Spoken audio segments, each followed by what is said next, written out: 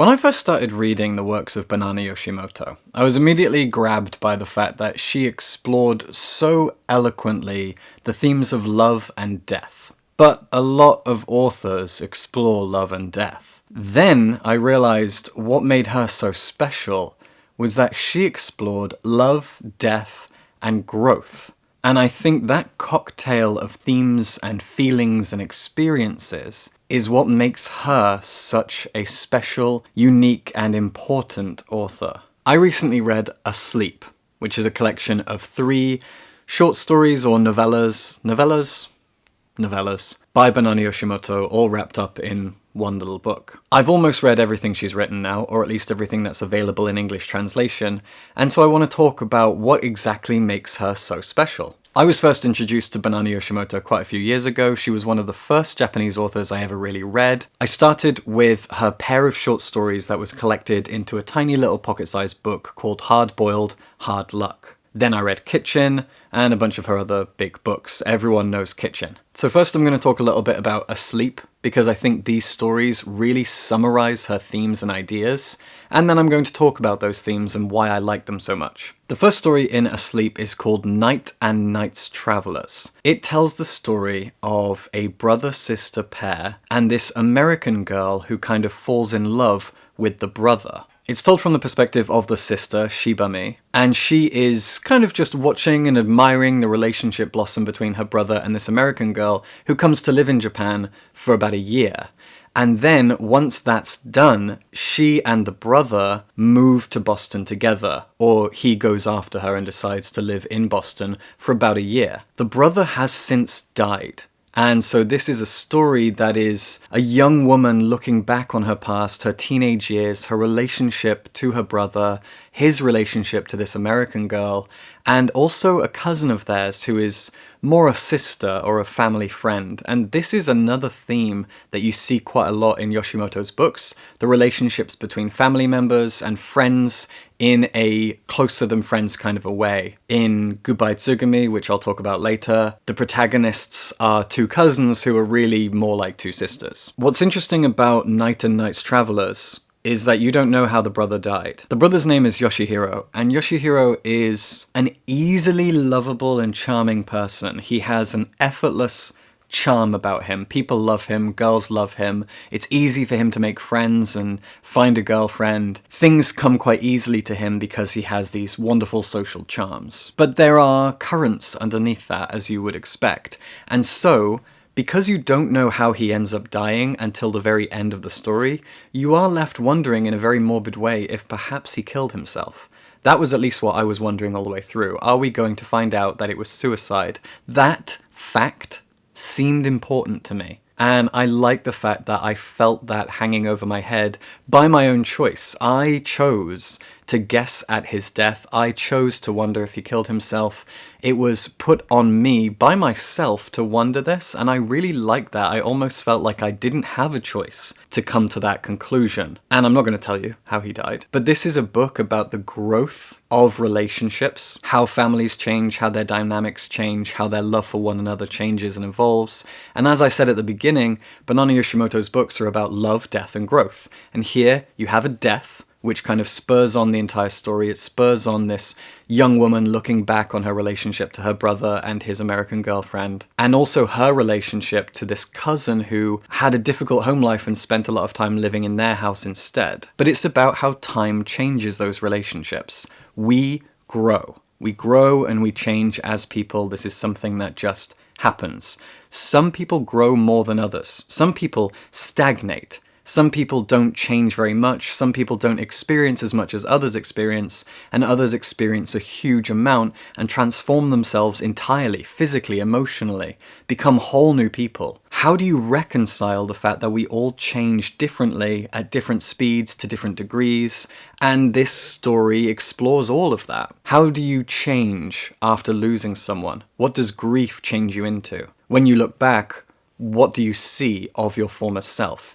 And what happens to the relationships that are still around, the people who are still alive with you, but you can't connect with in the same way? All these things, these are all questions that are brought up by this story. The second story in this collection is called Love Songs. And again, it is about love and death. It is about a young woman who once had a very close and intimate friendship with another woman, but the two of them argued and fought over a man. Eventually, the young woman that she fought with, Haru, moves abroad. And we have now discovered that Haru, at some point, since moving abroad, has died. And so our protagonist needs closure. She's exploring her past, her memories, her relationship, kind of the same deal as the first story. But in this one, her boyfriend tells her that she should go see this psychic, this guy who can, through hypnosis, put her into this state where she can perhaps reach out to Haru, and she does believe that perhaps Haru's ghost, spirit, memory, whatever, is trying to reach out to her. Oh my god. I've had to open the window so the cat can come in and out, but it's literally 0 degrees outside. Snowy, come here. Oh my god, you got such a problem. You go in or out?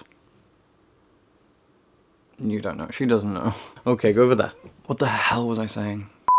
So this story is once again about love and death and change. Death itself presents a change to our protagonist. She is drinking a lot. Haru used to drink a lot. Her boyfriend is worried about her and he wants her to seek closure, discovery, understanding, something. You can once again see the overlap of love, death, and change in this story. The third tale in this collection is the titular Asleep. What's interesting about this one, and what makes it different from not only the other two, but kind of all of Yoshimoto's stories, is that it has more of a focus on a singular person, the protagonist. If you look at all of Banana Yoshimoto's stories, she's so concerned with relationships between people.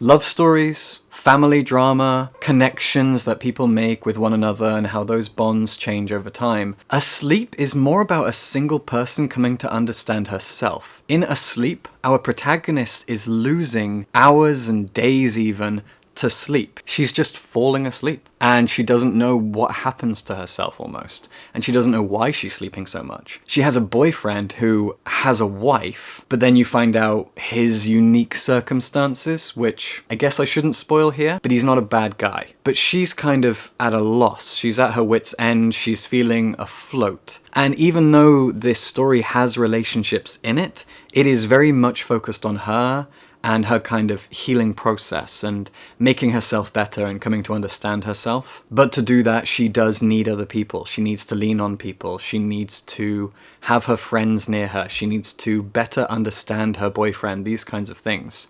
So relationships are still key to her growth, but it is more about one singular person's growth and their relationship to themselves, which I really love. It feels very different from her other works. Now, if you look at Kitchen as an example, Kitchen is her most famous novel. It's a book about love, romance, I guess, between two young people. But these two young people are very close to death. The girl, I've forgotten their names. The girl, both of her parents died. The boy, his mother died. One thing I love so much about Kitchen is that this was a book written in 1988, and in a very progressive way, even for today, it features a trans character. The young boy in the story, his mother died, and you find out pretty early on that the mother that he has now was once his father. She's a trans woman, and she talks, if I remember rightly, about transitioning because she believed that her son needed a mother. She wanted to be the mother that his original mother was. Now, the reasons for transitioning are a little bit weird, and Yoshimoto is clearly not speaking from experience here, and this was again written in the 80s, but it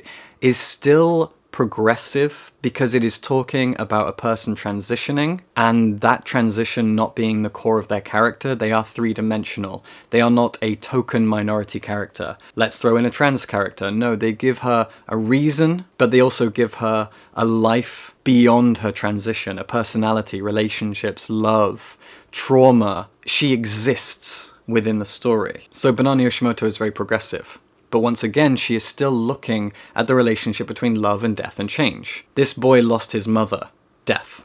He loves his new mother, love. And there is change that has occurred. The mother is a trans woman. The loss of his first mother is also change. And now he's falling in love with this young girl, which is changing him again. There is constant movement and motion. Banana Yoshimoto is obsessed with the flow of time, kind of as a river with rocks and bumps and twists and turns and speeding up and slowing down. Time changes us and we change with it. And along the way, death will occur. And how, in all of that, do we continue to have relationships? And how do those relationships change and evolve? In Goodbye Tsugami, you can see this very, very loudly. This is probably my favorite Banana Yoshimoto book. Goodbye Tsugami tells the story of a girl called Tsugami. The narrator protagonist is the cousin of Tsugami. The two of them live in a small seaside town, and our protagonist is about to go off to university in Tokyo. But the two of them are cousins who have basically grown up as sisters, and what's important to know is that Tsugami is sick. She has a chronic illness that will eventually kill her and makes her very, very weak, very vulnerable. She has to stay at home all the time. She is always in danger of just dying. I don't think it ever says what this disease is, but it makes her fragile. Tsugami is an angry character. On the outside, she is anarchistic, she is cold and uncaring, she's fed up, she's frustrated, and you understand all of that. But of course there is a soft and vulnerable center to her because she is always at risk of just suddenly being gone. And it's about the relationship between these two girls in spite of that illness, in spite of the fact that death is always hanging over them like the sword of Damocles, and also the fact that the protagonist wants to go off to university. There will be space between them. She will change, she will grow, she will become an adult, and Tsugami probably won't. How do you maintain a relationship? How does a relationship grow and evolve while these things are going on, while death is hanging above you? We are growing, we are getting bigger and older and smarter and learning things and experiencing things, or in Tsugami's case, really not. The relationship between love and death and growth is so on the nose apparent in that novel, and I kind of love it for that. It's straightforward. It is relatable, at least in its themes, if not in its events and characters. Banana Yoshimoto has an obsession with this relationship between love, death, and change. And I think this is what separates her from almost every other author I've ever read. She is so in tune with human experiences, and it allows her to write stories that are very, very simple. Stories that are about romance and friendship and loss. But because she's always examining time and change, and quite often her stories involve people looking back on their memories and their past experiences, and looking potentially forward to what might come next, all the while holding on to relationships, building new relationships, seeing their relationships grow and change, it feels so human. She understands the path that life takes and what happens to our relationships to one another as this journey goes on. And this is the genius of Banana Yoshimoto. Her stories seem so simple, but this examination of change and what change does to us, oh, it's so wonderful. And the fact that falling in love is change, falling out of love is change, learning to leave home and move away from your family is change, death is change for everyone involved. How does death change those who are left?